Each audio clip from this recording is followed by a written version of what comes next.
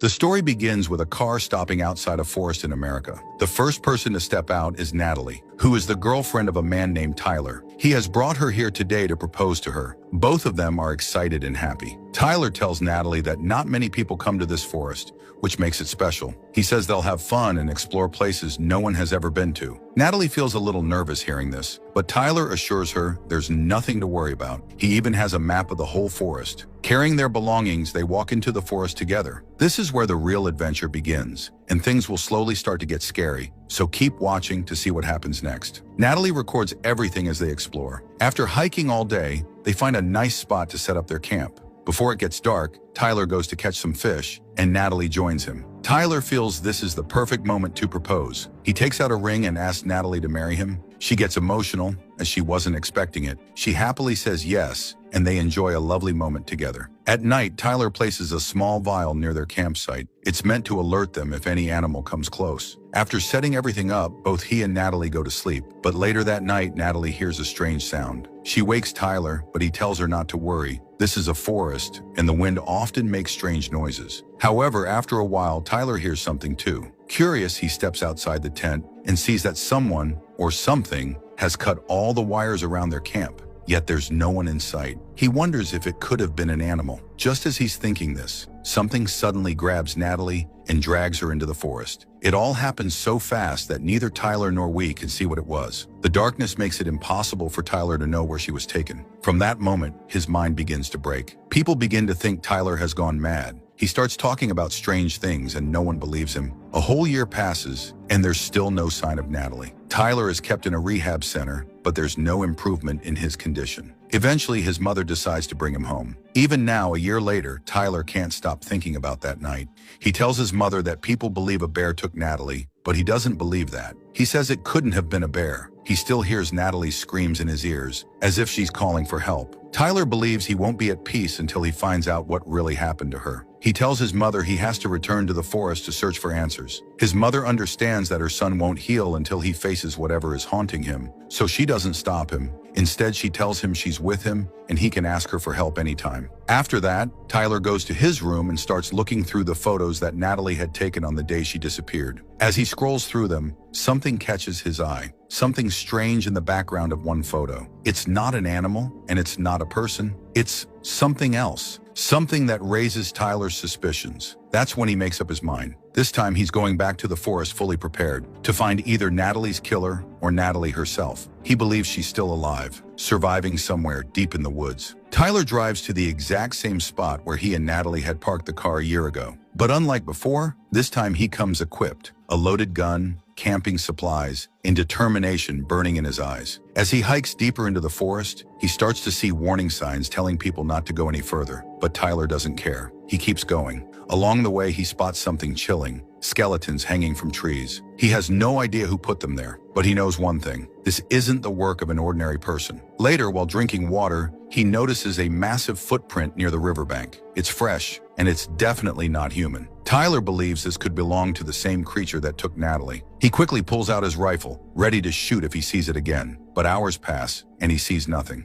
As night approaches, he heads to a waterfall to fill his water bottle. Behind him, something silently moves past. When Tyler turns back to his camp area, he realizes all his gear is missing. Someone or something is messing with him, trying to scare him off. But Tyler refuses to back down. With no supplies left to make a tent, he returns to his car and decides to sleep inside. That night it happens. The creature, the one he's been searching for, attacks his car. It slams into it, trying to break in or frighten him. Tyler grabs his gun and starts firing, but the creature vanishes into the darkness before he can land a shot. Morning comes. Tyler is shaken but alive. Just then, a man named Johnny appears. Tyler is stunned, but also relieved. The sight of another person gives him hope, maybe even a second chance to uncover the truth. Johnny tells Tyler, "I'm a hunter. I heard the sound of your gunshots and came to check. Don't panic. Being alone out here isn't safe. This forest is huge. Come with me. I've got supplies and a safe place to stay."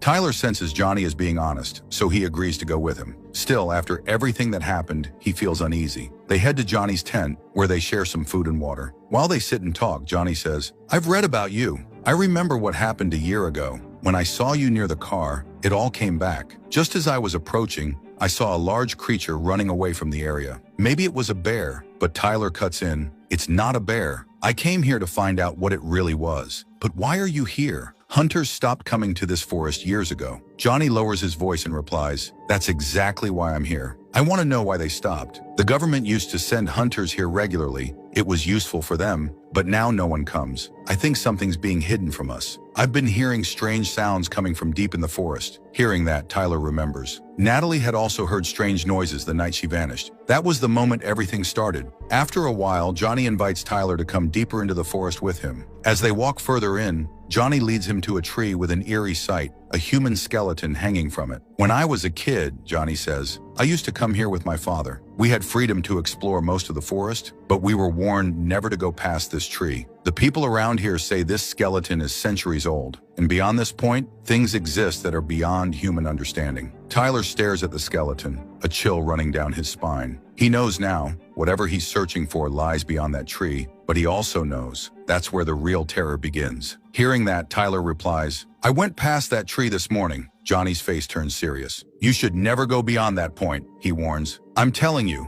there's something in this forest. I don't think it's from our world. Maybe it came from another time, another era, and it's been here ever since, surviving by hunting humans. His words send a chill down Tyler's spine. As the sun begins to set, the two start walking back toward their tent, but something's wrong. When they reach their campsite, their tent is completely destroyed. The fire has been put out, and their belongings are scattered. Johnny stares at the mess, his face pale. Whatever this thing is, it's watching us, he whispers. And I'm sure of one thing, it hates fire. Suddenly, they hear that strange, unearthly sound again. It echoes through the forest like a low growl mixed with a whisper. The hair on their arms stands up. Both Tyler and Johnny quickly pull out their guns, eyes darting around, ready for anything. Danger could come from any direction. As they move cautiously through the trees, Johnny suddenly stops. The tree, he says, pointing. The one with the skeleton. It's gone. Tyler looks and sees he's right. The tree is no longer there. This is a curse, Johnny says shakily. That skeleton wasn't just for show.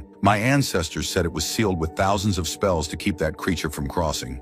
But now, it's free. It can go anywhere, even where humans have never stepped before. Just then, Tyler spots something darting through the trees. Without thinking, he runs after it. Johnny chases after him, shouting for him to stop. Suddenly, Tyler disappears from view. He's fallen into a pit. Johnny rushes to the edge and looks down. His heart drops. The pit is filled with human skeletons, dozens of them. Skulls, bones, torn clothes, all piled together. Whatever hunts this forest has been bringing its prey here for a long time.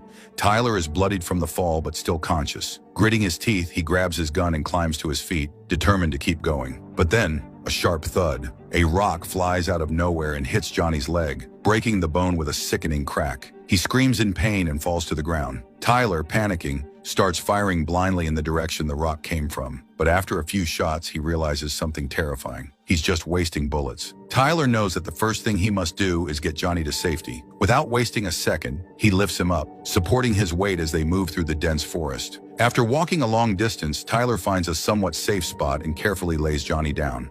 When he checks the injury, his worst fear comes true. Johnny's leg bone has snapped and pierced through the skin. It's a serious break, and fixing it won't be easy, but Tyler can at least try to reduce the pain. He gives Johnny some painkillers and reassures him softly. I'll be back. I have to go back to that pit. My bag was there. I need the supplies. Johnny grabs his arm weakly and warns him, don't go alone. You won't survive. But Tyler is determined. If I don't go, he says, we'll both die here. He gives Johnny a few bullets for protection, then heads back toward the pit, careful and alert. Using every bit of caution and strategy, he makes his way to the place where the skeletons were. He retrieves his bag and begins heading back when something catches his eye. A glimmer on the forest floor. He bends down and picks it up. It's the ring. The same ring he gave Natalie when he proposed. Memories flood back. The smile on her face, the joy, the laughter, the love. His hands tremble. Tears well up in his eyes, but then he feels it. That cold, heavy feeling behind him. He knows without looking, the demon is there. He doesn't dare turn around. He runs, fast, focused, fear burning in his chest. He makes it back to Johnny and immediately begins tending to his wound. The bone is still sticking out. Tyler takes a deep breath, pours alcohol over the leg, then pushes the bone back in. Johnny screams silently, his teeth clenched, fists shaking in agony. "Don't make a sound," Tyler whispers. "If he hears us, he'll know we're vulnerable." Once the bone is set, Tyler wraps the wound tightly with a strip of cloth from his shirt. Johnny is pale but conscious. Tyler supports him again,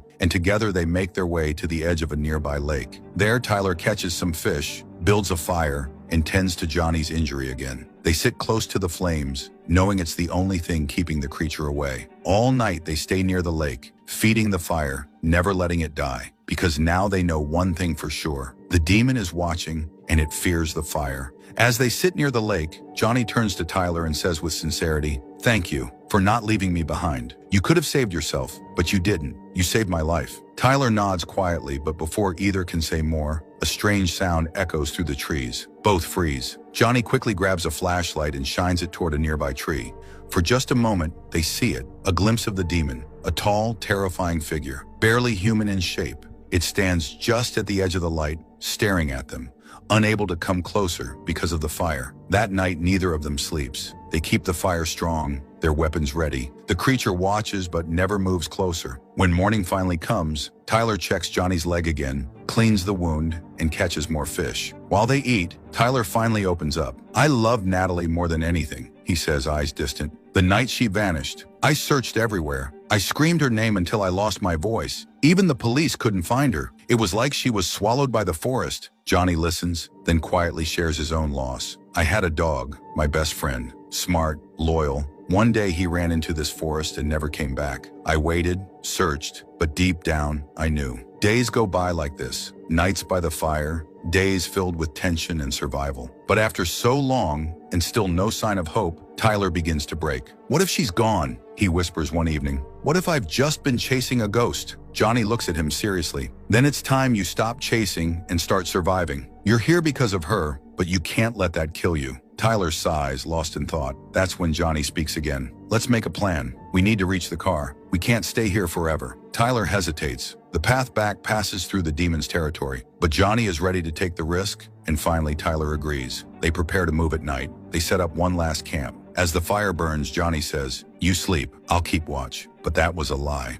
Late that night, Johnny quietly leaves. He leaves behind his cap, his silent goodbye, because he knows he's too slow. He doesn't want to drag Tyler down. He'd rather sacrifice himself so Tyler can live. The next morning, Tyler wakes and sees the cap by the fire. He instantly understands. Johnny left, alone. Without wasting time, Tyler grabs his rifle and follows the trail. Along the way, he sees drops of blood. Too many. Panic sets in. Then he hears it. Johnny's scream. Tyler runs toward the sound, crashing through trees until he reaches a horrifying sight. The demon, towering, humanoid, and monstrous. It's feasting on Johnny's flesh. Tyler screams and fires, but misses. The demon turns. The fight begins. It grabs Tyler and hurls him like a rag doll. He crashes into trees, the world spinning, but he survives. Bruised, bloodied, but burning with rage, Tyler rises. He won't run this time. He's done running. Natalie, Johnny, all the pain, all the loss. It's time for revenge. Now he begins to form a plan, one final stand to end this nightmare, or die trying. First, Tyler returned to his camp and built a large, roaring fire. Using sharp sticks and branches, he crafted makeshift weapons. Then at sunrise, he made his move. He reached his car, the same one he and Natalie had parked a year ago. From the trunk, he pulled out 2 gas cans. He poured one in a wide circle around the car, creating a fiery trap,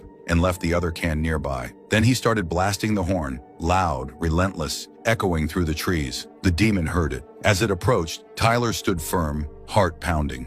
When the creature came close, Tyler lit the fire. Flames burst upward. The gas ignited in a massive explosion. Fire surrounded the car, trapping the demon in a wall of heat. It screamed, a sound that could freeze blood, as it caught fire and tried to escape into the woods. Tyler didn't stop. He raised his gun and fired wildly, over and over. The bullets tore into the burning figure until finally it collapsed. Silence. But Tyler was badly wounded. Limping, bleeding, half conscious, he staggered toward the road. There, by pure luck, passing hikers saw him and rushed him to the hospital. When Tyler finally opened his eyes, a man was sitting beside his bed. His name was Cyrus. "I've heard everything you said," Cyrus began, "about the demon. It's all true." Tyler blinked, confused. "But I killed it," Cyrus shook his head. "No, you heard it, but it's not dead. And now it's angrier than ever." He leaned in closer. "We're part of a cult. Not the kind you're thinking. We hunt things like that. We've existed for centuries, and we need people like you. Brave people, survivors. Cyrus looked him in the eye.